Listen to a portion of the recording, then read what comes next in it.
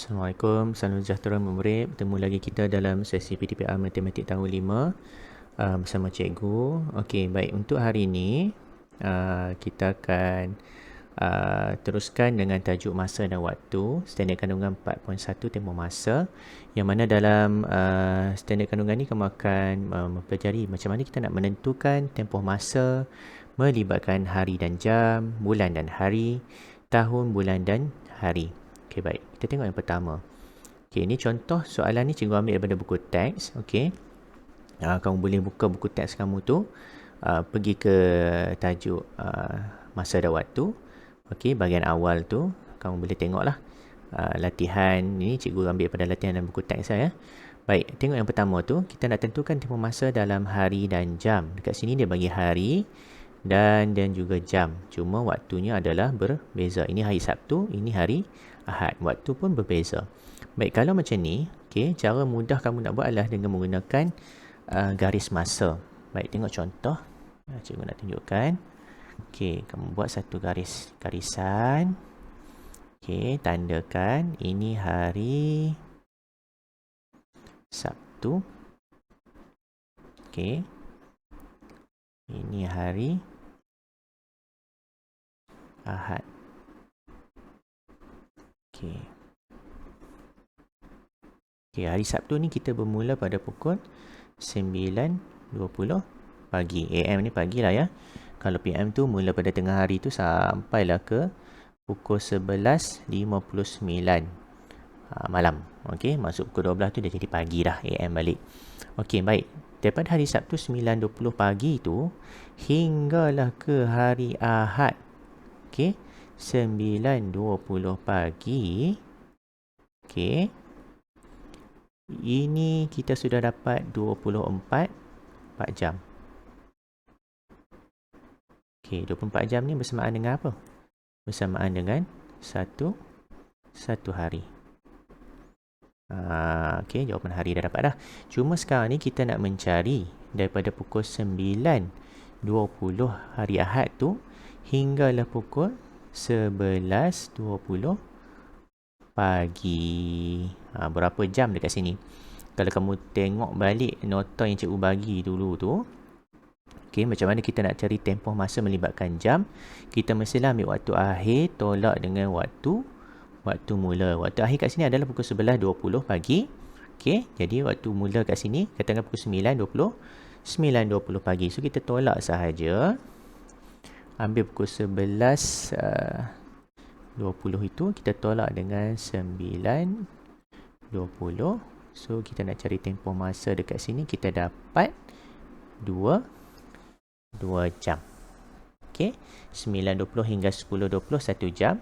10.20 hingga 11.20 kita dapat lagi 1 jam. Jadi keseluruhannya adalah 2 jam. So daripada 9.20 hinggalah 11.20 ni, okey, kat sini kita dapat 2 jam. Okey, saya tulis sini 2 jam. So jawapannya apa? Okey, jawapannya adalah 1 hari 2 jam. Okey, baik, kita tengok contoh yang seterusnya.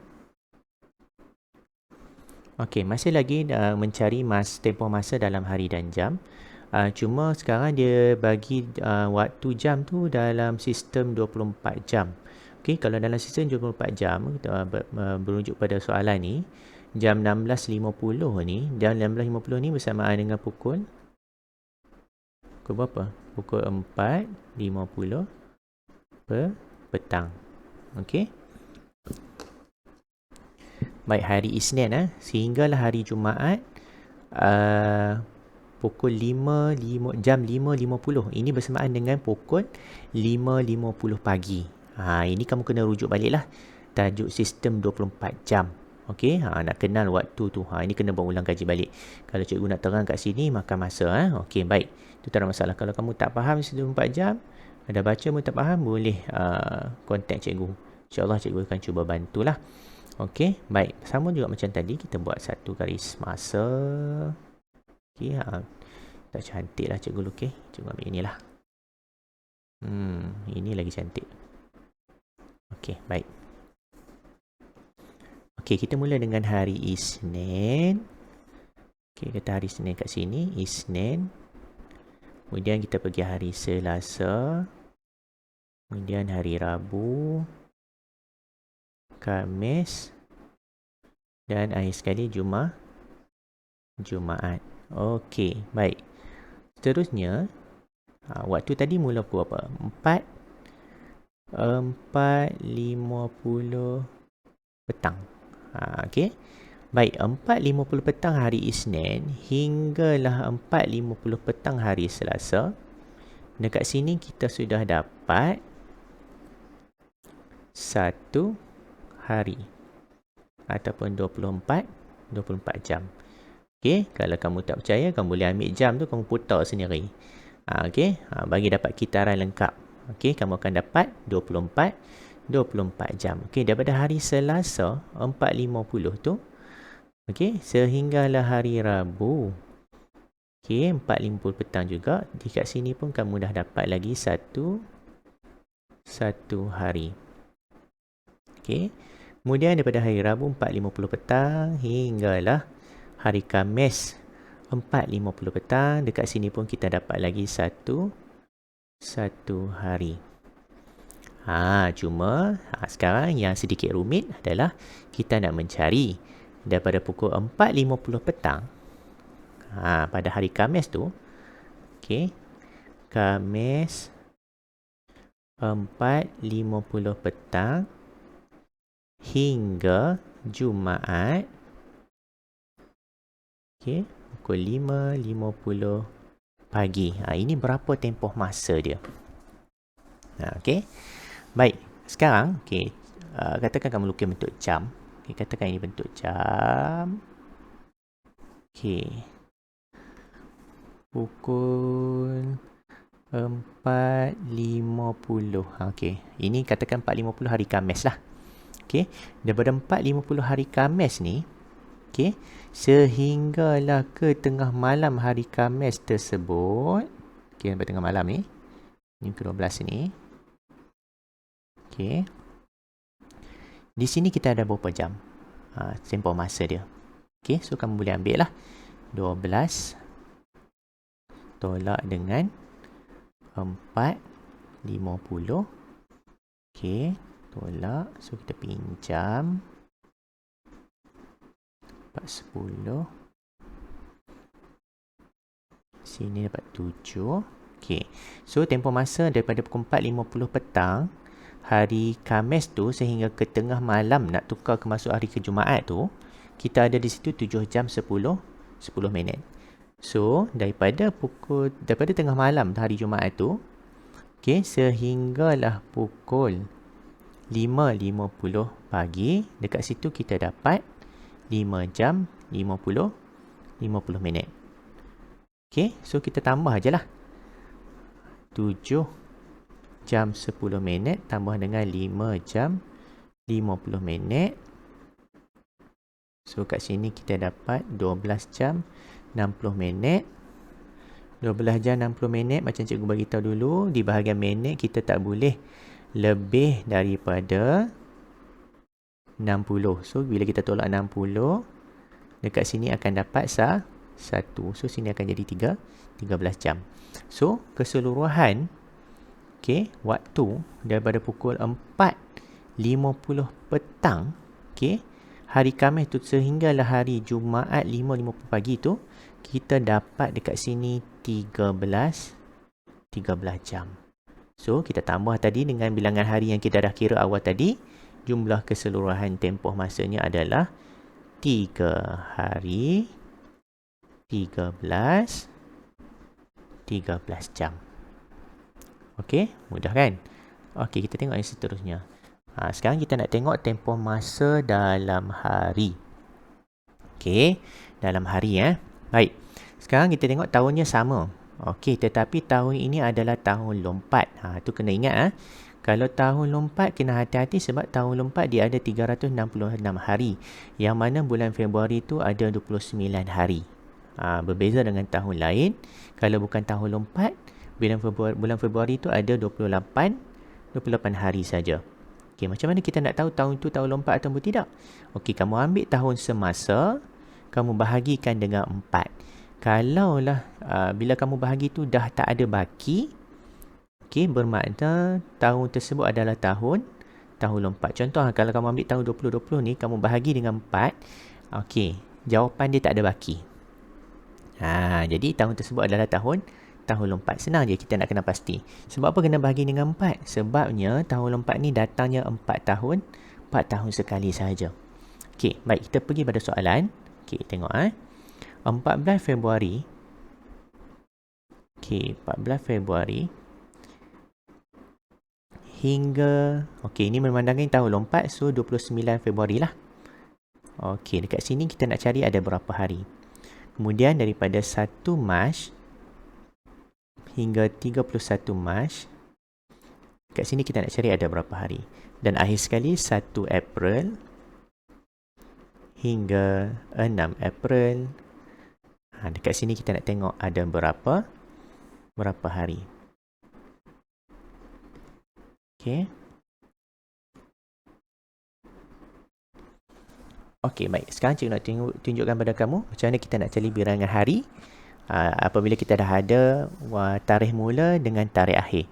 Baik, macam ini 14 Februari hingga 29 Februari, kamu ambil 29 tu. Okey, 29 tu tolaklah dengan 14. Kita nak cari tempoh masa hari tu. Okey. Dan tambah balik dengan 1.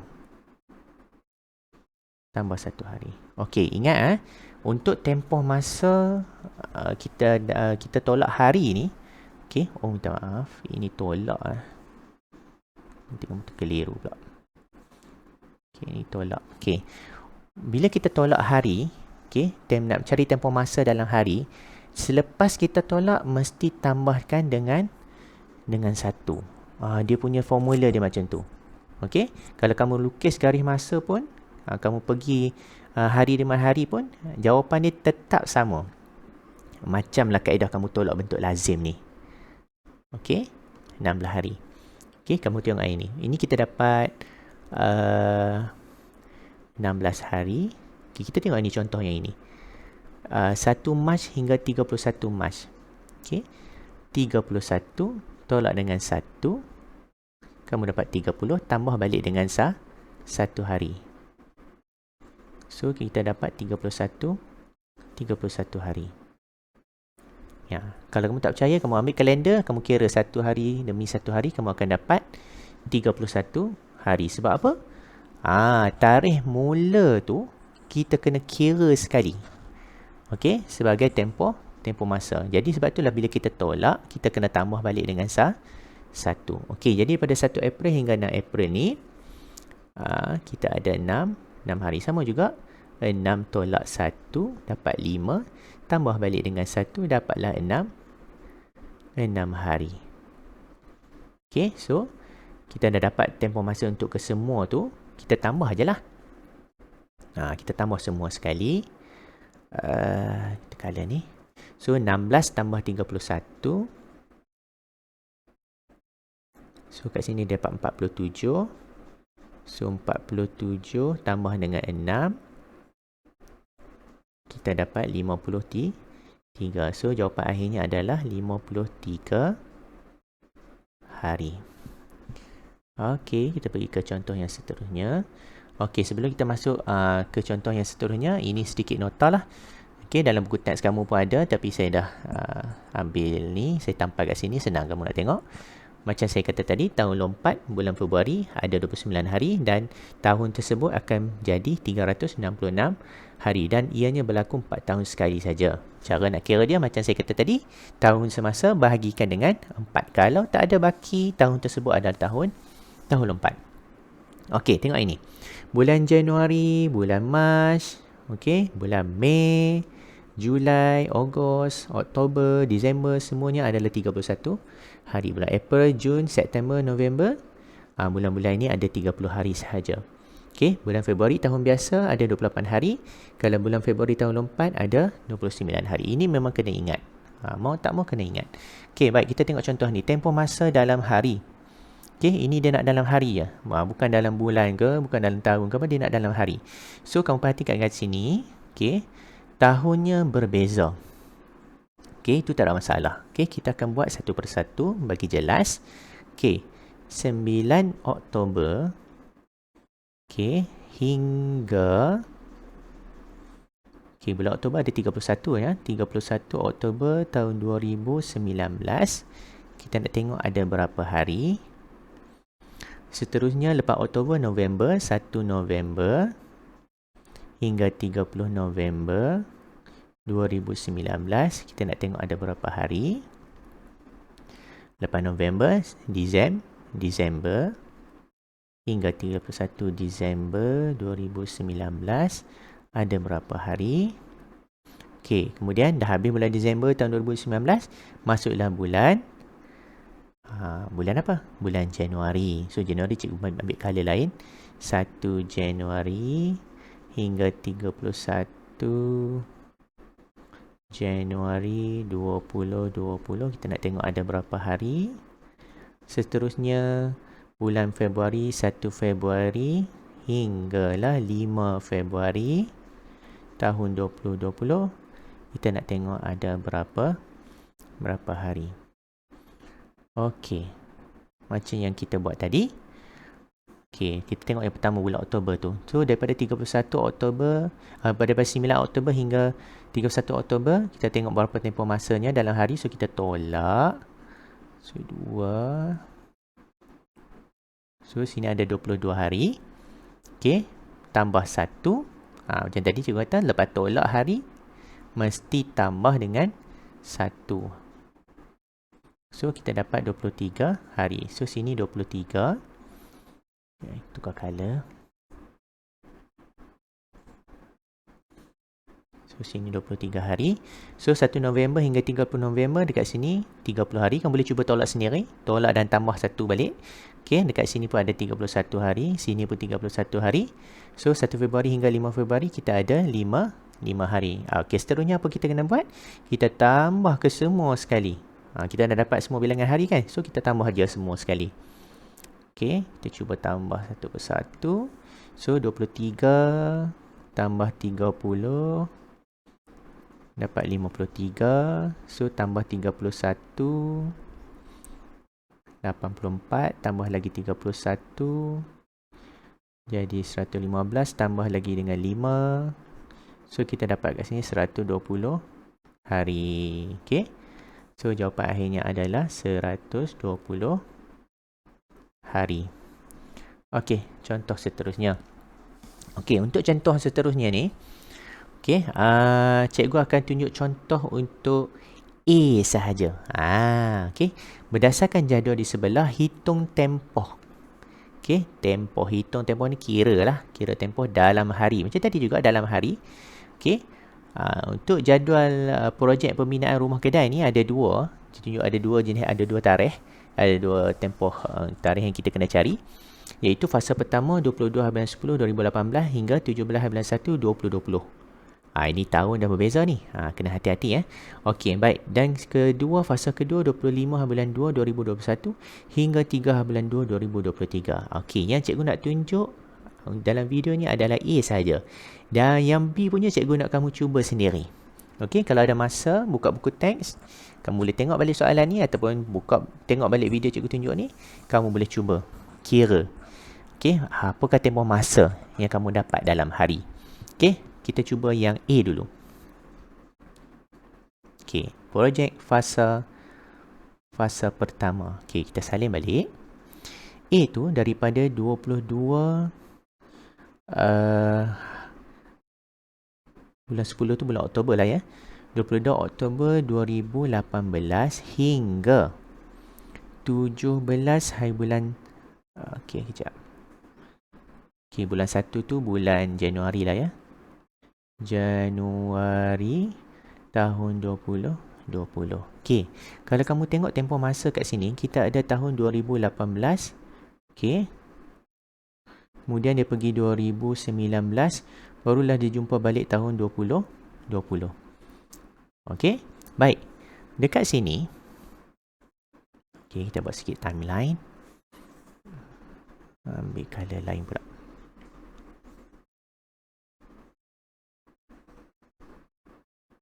Okay. Okay, kat sini katakanlah. Dekat sini kita mula tarikh 22 hari bulan 10 2018. Okay, sehingga 22 hari bulan 10 2019. Okay, dekat sini kita dah dapat jumlah tempohnya adalah 1 tahun.